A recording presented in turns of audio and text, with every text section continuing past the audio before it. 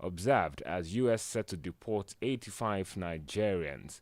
Indigent students get scholarship in Edo and sit-at-home order in Southeast Ebonyi. Governor begs army. These are all in the Daily Trust newspaper this morning. Now let's see the Nation newspaper. Digital sovereignty. Federal government to clarify or classify data hosting. Then Shoyinka others to celebrate writer Mabel Shegun at 95 today. Rep insists appeal court judgment covers Rivers 2025 budget fault Falano. Then 2025 UTME JAM warns against a desperate selection of exam towns. Tambua under fire for attacking APC defectors. Nigeria ready to host Gulf of Guinea's Maritime Police and IG disciplinary panel. Hence verification, 340 officers, men quit. These are all in the Nation newspaper this morning. Now let's see stories in the Vanguard. Trump's energy policy, federal government's 19.6 trillion naira revenue target under threat. I take that headline again. Trump's energy policy, federal government's 19.6 trillion revenue target under threat. Other headlines from the Vanguard newspaper says 43,923 candidates scored over 5 credits in WAEC 2024. Adebanjo burial may hold May, that's according to a daughter. Then increased kidnapping, transporters adopt sole method as low patronage hit interstate travels. That's quite some development, one may say. These are all in the Vanguard newspaper this morning. Now let's see stories in the Daily Post. Fear concerns as Kano Hospital turns behave of phone snatching, other criminal activities. That's quite serious. Mixed reactions trail Tinubu's 54.9 trillion 2025 budget. Still in the Daily Post newspaper, investigates claims of US aid funding Boko Haram, Al-Qaeda, and Dumet to Nigerian government. Then, alleged police extortion of 62 million, RULAC petitions PSC, all in the Daily Post newspaper this morning. Insurgency, economy improving under Tinubu, Kano APC back second term. Then, just like it was released or reported in the Vanguard newspaper, the Daily Post is also saying that WAEC released its 2024 WASC private candidate result. These are all in the Daily Post newspaper this morning. And in the Punch newspaper, the leading story there says, Telecoms tariff hike, federal government deploys security agents as NLC insists on protest. That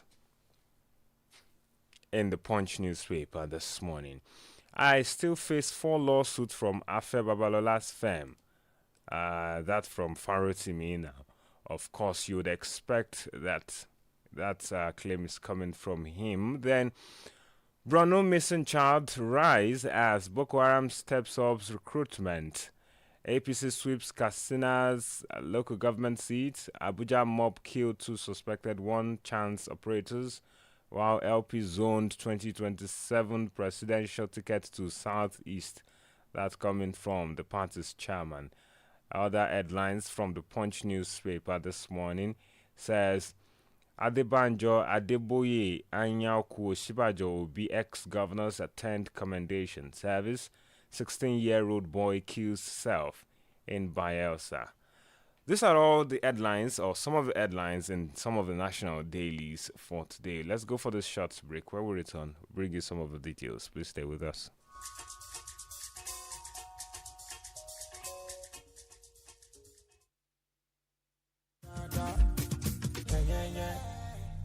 Hello, good people of Ekiti State and its environment. For your private, political, family, or club meetings, and so on, of not more than 50 to 100 participants, we introduce to you Adamimogo Event Hall. Yes! Right at Oladoyin Palace, Adamimogo 107.7 FM's compound, Ido Ekiti. Ample parking space, good security, clean environment. You also have the opportunity to book for a media publicity of your event on our fast-growing social media platforms. All these for a talking. Simply visit us at Oladoyin Palace, Ido Ekiti, or call the following numbers for more inquiries: 0803 526 5812 or 0916 340 0878 or 0806 511 4430. You can also call 0806 380 8891 at Adamimogo Event Hall. We are waiting for your patronage.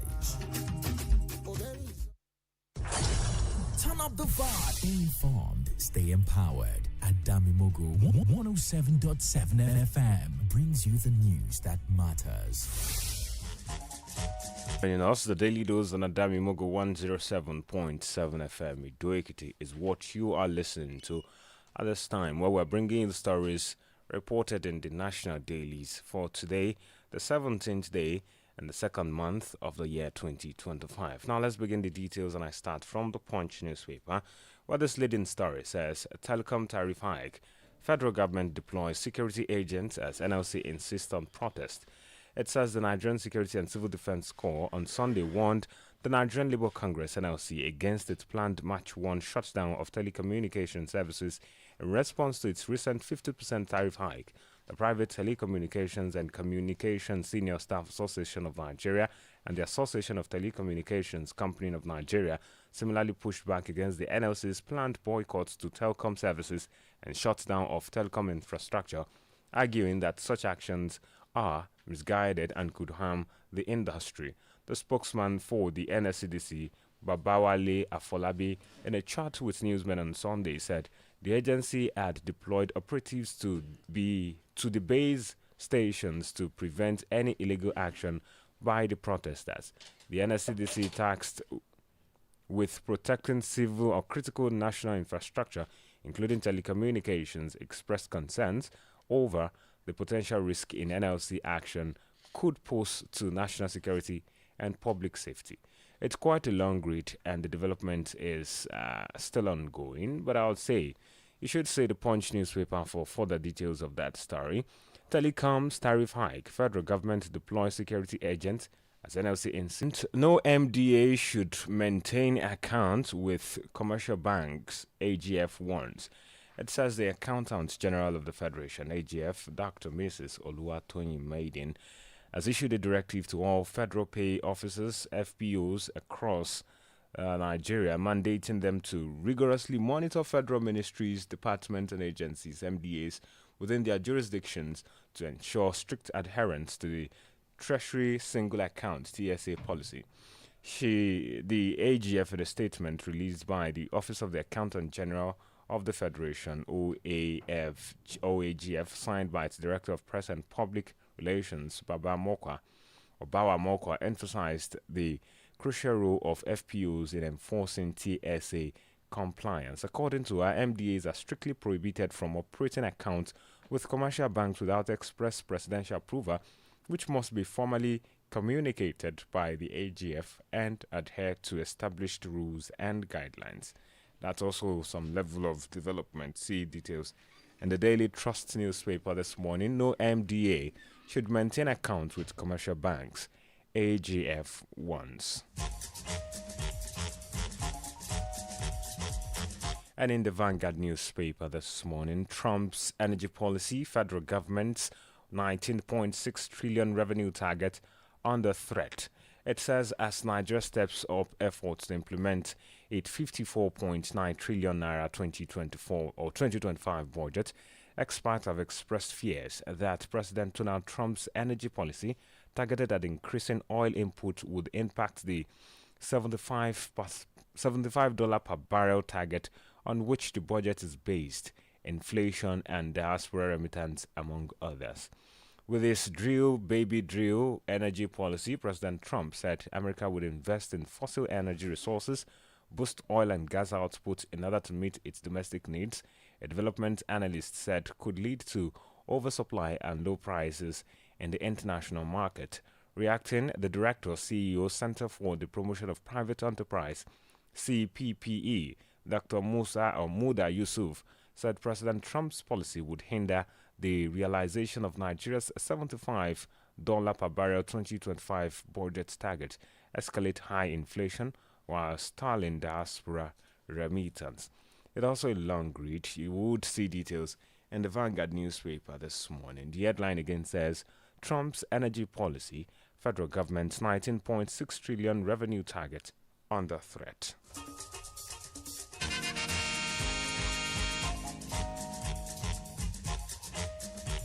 Meanwhile, in the Daily Post newspaper this morning, mixed reactions trail Tinubu's 54.9 trillion 2025 budget. It says in December 2024, President Bola Tinubu presented a 49.7 trillion budget proposal to the joint session of the National Assembly. However, on February 5th, he notified the lawmakers of an additional 4.5 trillion naira to the budget's figure, raising it to 54.9 trillion naira. Out of the figure, 3 trillion 645 billion 761 million 358,925 naira is for statutory transfer, while 14 trillion is for debt services, over 13 trillion for recurrent non-debt expenditure, while over 23 trillion is for capital expenditure. The National Assembly had equally set January 30th, 2025 as the target date for the budget approval, but following the inability to conclude budget defense session, plenary resumptions were postponed to February 4th, 2025. That according to the Chairman House Committee on Appropriation. Quite a lot of reactions and developments, trailing that budget. But you would see, for those reacting, for those for, or on the other side, it's all detailed in the Daily Post newspaper this morning. It's really a long read. I would say you should grab a copy to see further details of that development. Again, the headline says, mixed reactions trail Tinubu's 54.9 trillion naira 2025 budget.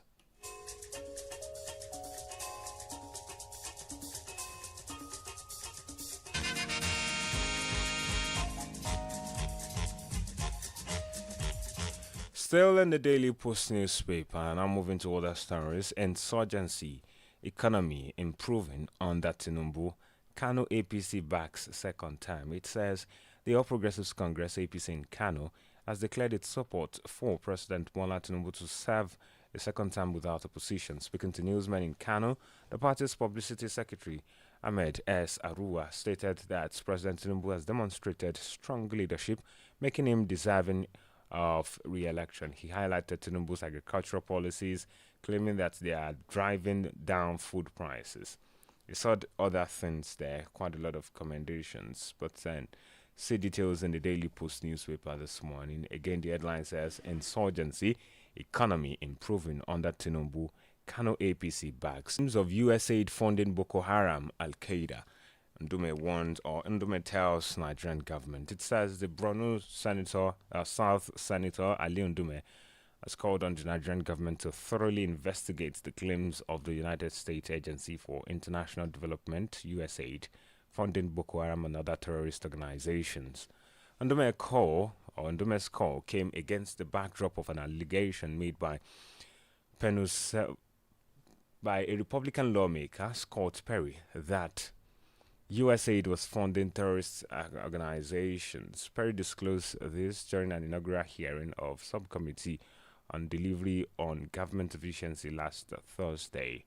I said some other things. He said the claim, according to him, is that, I quote now, the war on waste, stamping out the scourge of improper payment and fraud. focused on alleged misuse of taxpayers' fund. The congressman alleged that $697 million in aid was being funneled to Boko Haram, ISIS, and Al Qaeda through U.S. aid. Perry claimed that there is no record of U.S. aid using 136 billion to build 120 schools in Pakistan. He, however, said some other things. But Ali Ndume, who was reacting in a recent interview, has said that Perry's allegation should be seriously looked into. See details in the Daily Post newspaper this morning. Investigate claims of U.S. aid funding Boko Haram, Al Qaeda. Ndume warns or tells Nigeria. Tickets to Southeast, Abure says. It says the national chairman of the Labour Party, Julius Abure, on Sunday said he has no regrets zoning the presidential ticket of Labour Party again to Southeast ahead of the 2027 election. Abure also pledged that the party is still available to support Ndigbo to realize the ambition of ruling the country in the future. The party national chair disclosed this at a rally organized by Labour Party members from the Southeast ahead of the Abuja Area Council election slated for next year, while assuring the aspirants who came in their numbers that the party would not impose candidates on them. Abure taxed the zonal leaders with the need to realign with other sections of the country and prioritize unity if they hope to win the presidential election in 2027. See details of that story in the Punch newspaper this morning. While Labour Party zone 2027 presidential ticket to Southeast, Abure says. And I still face 4 lawsuits from Afebabalola's firm, Farotimi. It says activist and lawyer Dele Farotimi on Sunday disclosed that he still faced with 4 separate suits in different states filed by members of the Afebabalola Law Office.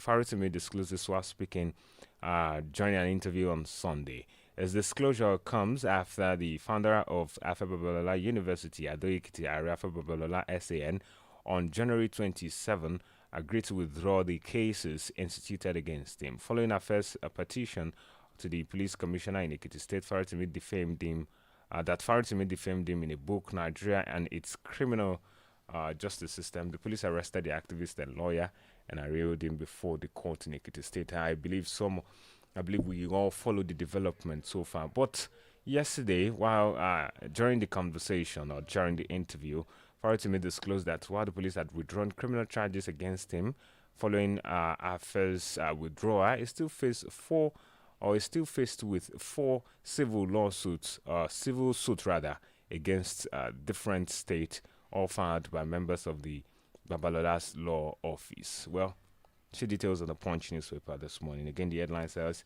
I still face 4 lawsuits from Afebabalola's firm. That's coming from Daily Faroti. Starry 2025 UTME JAMB warns against desperate selection of exam towns. It says the Joint Admission and Matriculation Board, JAMB, has warned candidates sitting for the 2025 Unified Tertiary Matriculation Examination UTME against desperately selecting examination towns.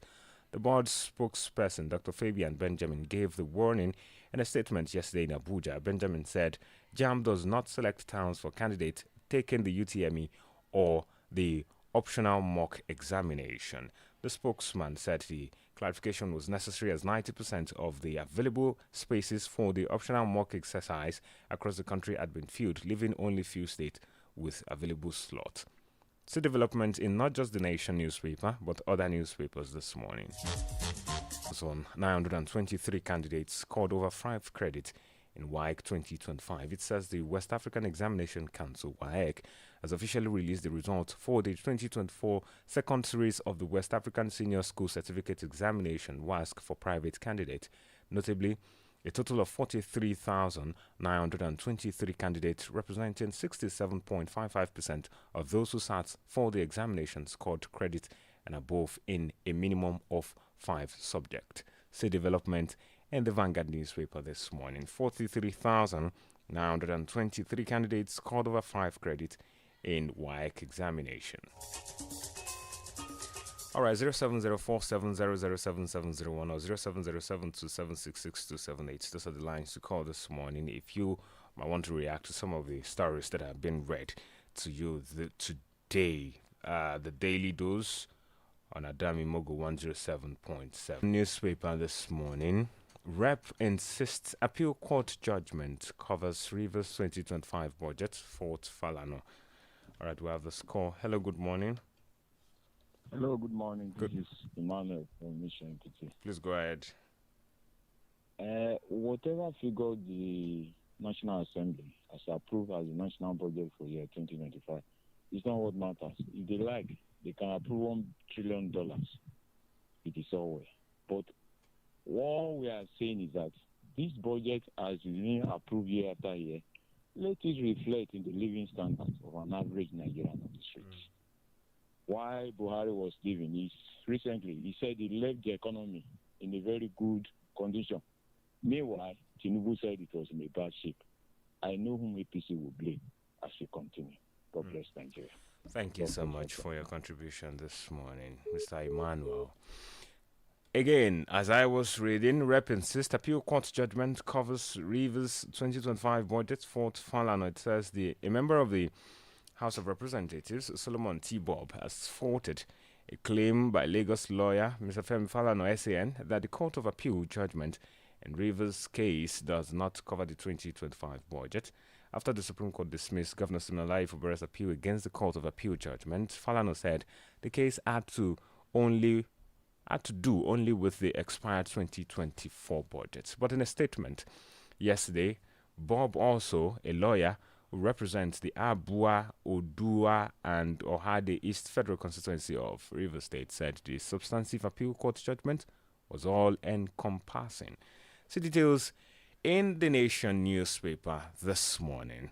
Again, the headline, Reps insist appeal court judgment covers 2025 Rivers budget, Fort Falano.